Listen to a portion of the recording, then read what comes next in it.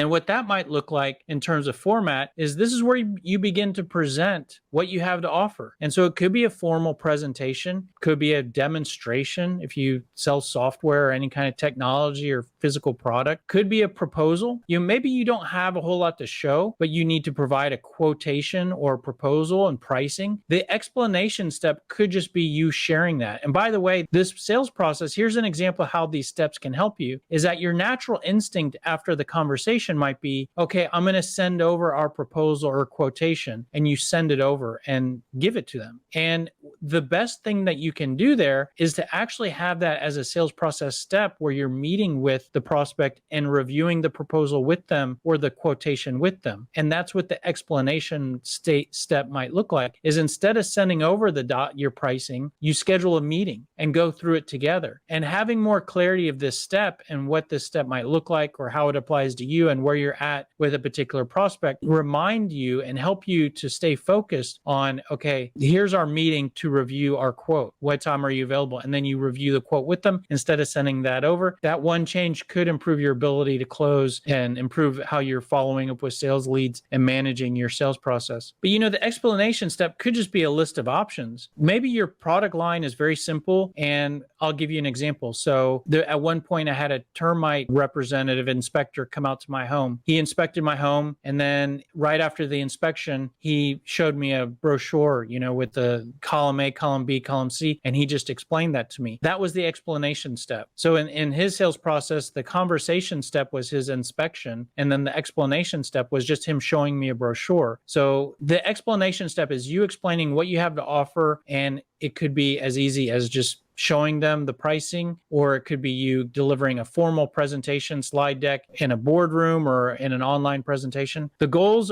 are slightly different. So we're still trying to qualify. This is a step or process that might not ever be complete. You can still always continue to ask questions about who does this or who does that. This is the explanation step. So clearly this is where we're trying to build deep interest in what we have to sell. And this is where we try to close for the purchase. Now, I know that everybody's sales process, all of the little steps can change from one product to another, from one salesperson to another, from one prospect to another. You can use different steps from prospect A to prospect B.